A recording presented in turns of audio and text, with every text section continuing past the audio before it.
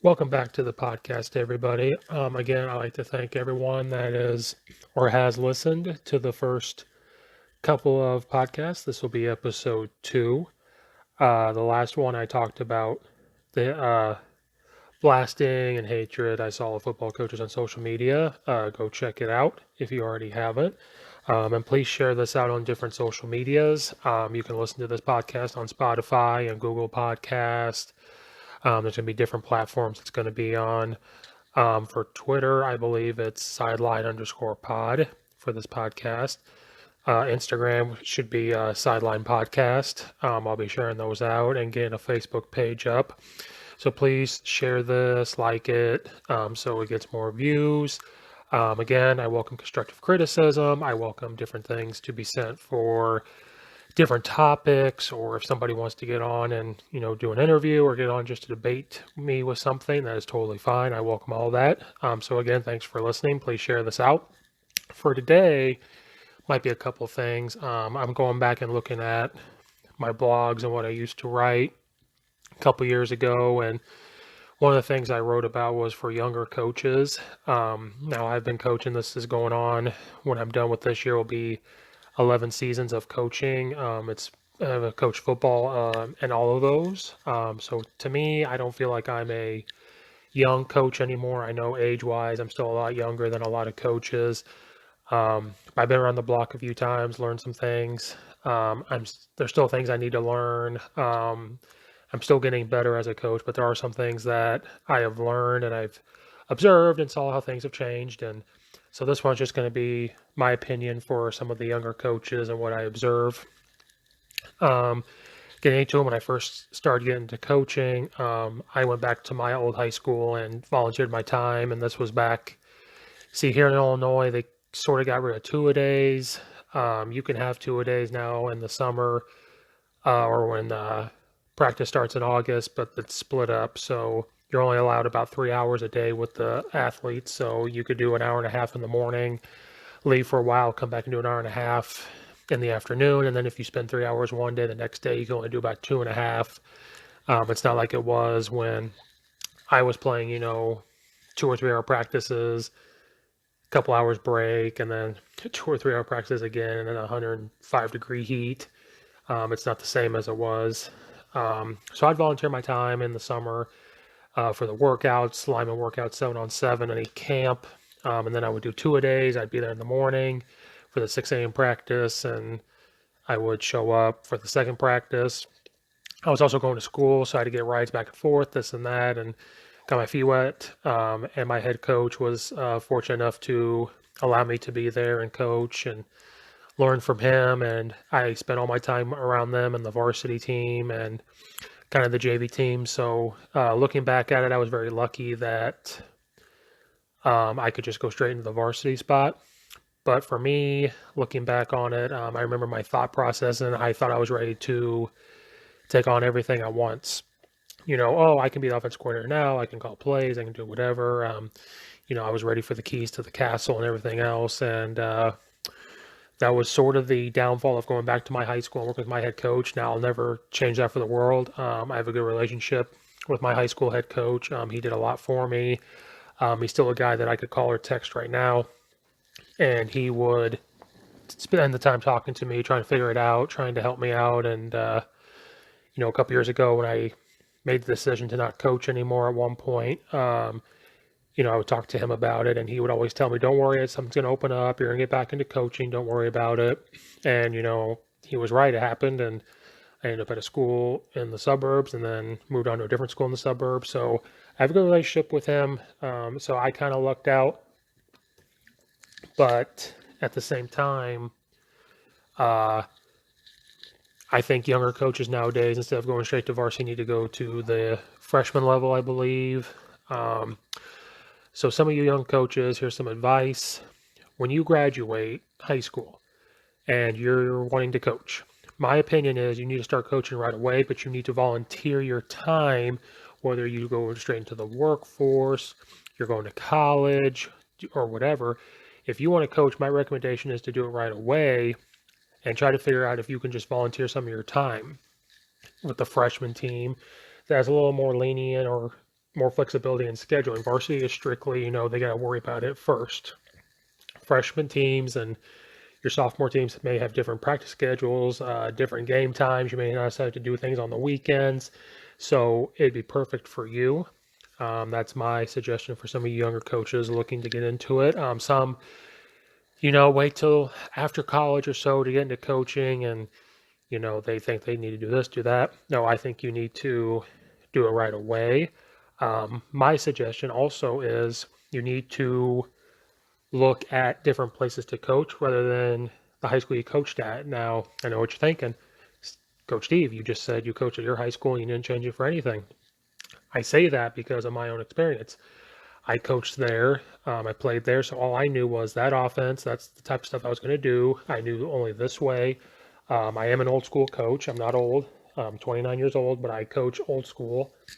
But then my head coach was unfortunately let go, and I did not offer my services to the new coach, and I had to move on down in a different school.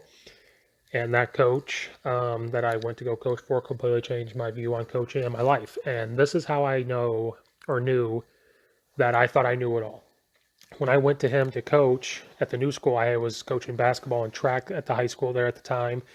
The head coach there, Coach Hogan, was hired, and I went up to him wanting to coach. And, I'm thinking in my head, oh, I've coached for 3 or 4 years. I know this, I know that. And I only know offense, and that's all I want to know. That's all I want to do. And I never forget the conversation. He said, tell me about yourself. Told him everything. He goes, okay, what do you want to coach? I said, I love offense. I would love to do something with offense. I love offensive line. And that's all I want to do. And he said, okay, I'll let you know. 2 days later, I see them in the weight room. He comes up to me and he goes, okay, I really am interested. I want you to join us. I want you to be at the varsity team. But here's what you're going to do. You're going to coach running backs, linebackers. You're going to be helping out with the defensive coordinator, and you're going to call defense for the JV team as well, because we all practice together. And he goes, you're going to do that, and that's it.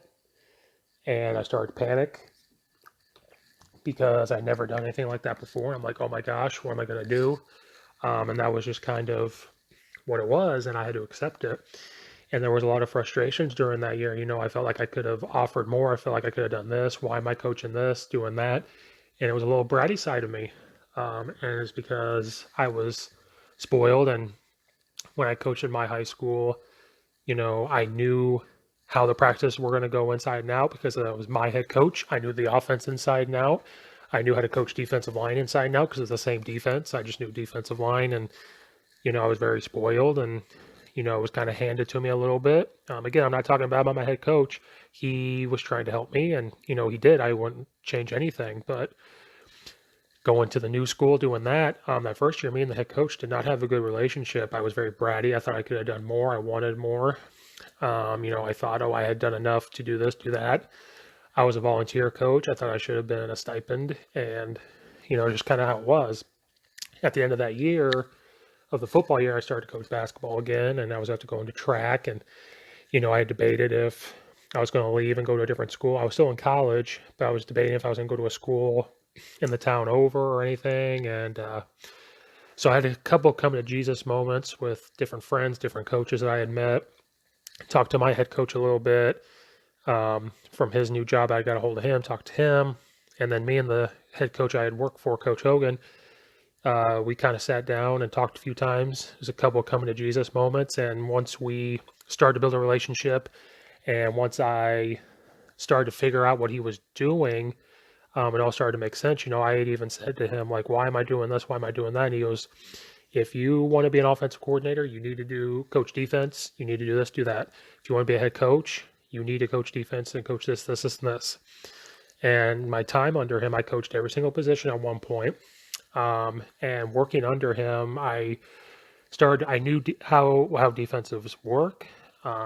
Because of coaching offense, I have to know how that works. But then when he had me learn how to be a defensive play caller for the JV team, work next to the defensive coordinator and figure all that out, now I extremely understand defense way more than what I did. And it actually helps me on offense. So from those personal experiences, it kind of woke me up, saying, I have to grind it out. I have to learn all this stuff to get there. Some of these head coaches that are, in their 40s, they had to do all this. It's not going to be handed to me, especially if I'm not a teacher and if I'm going to a different school, a different area, it's starting all over again. And so I grinded it out, and one thing led to another, and I became like second in command with that head coach. And then he unfortunately had to resign, and the defense coordinator became the head coach, and I became an offense coordinator just from learning everything through the old head coach, and became an offense coordinator for a couple years. So, rambling on again, for some of you younger coaches, you're going to have to grind it out. And so my opinion to everything is that you don't know everything. You're 18, 19, 20, 21 years old. You do not know everything. I don't know everything. 29 years old. I've been coaching for 11 years. I don't know anything. There are people out there that have forgotten more football than I have learned. So first thing is that I think you guys need to start coaching right away if that's something you're ever interested in. The longer you wait to get into the game, the harder it's going to be to get into the game. If you get into it right away and you're volunteering your time with a freshman team, that's just experience. And my opinion, that's the best way to get into it. You need to send messages out to coaches on social media to get different references. So I know the next thing is, well, how do you figure out where to coach? You figure out where you're at. So if you're in college, look at the town you're in, find a high school that's around, and say, I'm going to contact this coach. Just literally email them and say, I'm interested in coaching. I played it in high school for 4 years. I played this position. I'm just interested if there's any coaching positions. Now, most likely, they're going to email you back and say, I'm interested in volunteer positions. You have to go talk to the coach. You have to go interview with him and learn how to be interviewed as well. That's going to be another step. If you go to that coach and they interview you and they don't hire you, well, you got the interviewing experience. So that just adds on to your resume. So then if you go on to the next school, okay, I know what kind of questions are going to be asked. I know how to answer them. I know how to go about this, go about that. So there's just so much positive that can come out of it. The next thing I would say is when you're getting interviewed, you need to be interviewing the head coach as well. And that's something that I had to learn when I talked to the head coach. When I first had to coach defense, I didn't really interview him. I didn't really ask, what's your vision for the future? How does this work? How does this work? This and that. It was just basically him telling this person, I did this, I did that. I would love to do this and do that. And that was it. And I think that's kind of why I ended up coaching things I didn't want to coach or had no interest in at first. And what I mean by interviewing the head coach is, they're going to ask you questions. What did you play? What kind of system did you play? You're going to have to know that inside and out too. You're going to have to figure out what, if you played offensive line in high school, you're going to have to figure out your offensive system. You're going to have to figure out your defensive system, because that head coach is going to want to know what you played and how it works. And so then after all those questions, you're going to have to turn around and say, what's your guys' weightlifting program like? What kind of offense and defense do you want to run? How do coaches meetings go? How does film go? How does your film schedule work? Do you film practices? What kind of drills do you think you do? How did this work? How did this? You have to ask the head coach those questions. And if you do, more likely they're going to say, okay, we want you to come coach on the freshman team, the JV team, whatever it is. And that coach is going to respect someone that comes in asking questions. So for you younger coaches, again, in my opinion, if you want to coach, do it right away if you're able to. You're going to have to be okay with volunteering. You're going to have to be interviewed and answer the questions in depth. You're going to have to strike up conversations, and you're going to have to interview that head coach as well. And then as well, saying, maybe you want to look around the school, see the weight room, meet another coach, do those things. That's going to help you get hired. And then the other thing I think as a younger coach is you're going to have to figure out how to talk to the head coach and other coaches. A head coach does not want a yes man all the time, but you also cannot go in to the offense coordinator, defense coordinator, head coach and say, why are we doing this? Why are we doing that? We need to do this. We need to do that. Or you have to do this. You have to do that. That's going to get you fired. That's going to get you kicked out. That's going to get that trust broken. It's one thing. You should be able to go in and just say, hey, I see that this isn't working. What do you think about this? Or, I talked to someone else, reached out to a coach. What about this? Is this similar to what we do? What do you think about it? Draw it up on the board, maybe go walk through it with the players. And a head coach is going to appreciate that a lot more. Me personally, you're seeing a lot of younger coaches saying, well, what about this? What about that? You're seeing a lot of social media people easily to question this, question that, looking to say, well, I can coach this, I can coach that. And I've actually I have coached with some of those people, well, look at what they do in college. Look at this, look at that. I know this, I know that. And let's do this, let's do that. And when those type of people, yeah, they're motivated, they're hungry, but they don't understand the way to do things, the way to talk to people. And trust me, I'm still guilty of this. There are times where us as coaches, sometimes we let our emotions get in the way and we might act a certain way, I do this and do that.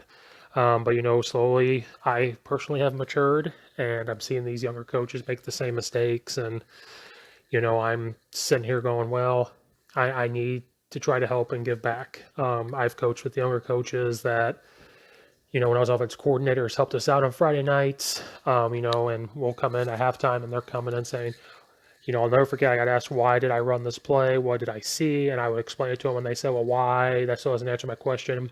How in the world could you call this play? And I told them to get out and not talk to me, to come in and question it. That's not what's supposed to happen. Instead of coming in and saying, what did you see? How does this play call work? If I explain it, then you say, okay, so what if they run this route or do this block with that? What do you think about that? That would have been a lot different than saying, well, why? And then when I answer it, you don't like the answer or what I'm saying. Instead of helping, you're breaking it down because you think you know everything. If you come in thinking you know everything, you're not going to last very long in this coaching world. This past year on the coaching staff, we had some great ideas. We worked really well together. We didn't question each other. We helped each other out. We built each other up. And then those kids see that, and you have a good relationship with the coaches. The kids see it. They feed off that and go. And the coaching staff that was on the season before that, it was the same thing. I'll get to that later because the head coach I worked for a couple years ago pretty much saved my coaching career, I believe. And he's probably one of the best coaches in the state of Illinois. Another thing I would say for you coaches, younger coaches, well, I want to go coach at this high school because they won the state title last year.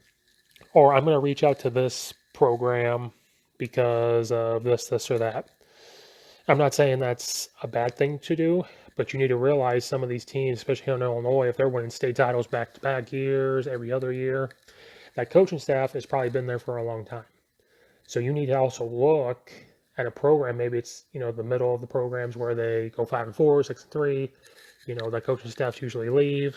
You need to do research on the school, maybe go to a place, if it's a rebuilding program, so be it. Those are sometimes the better ones to get started in because you're seeing a foundation being built from the ground up.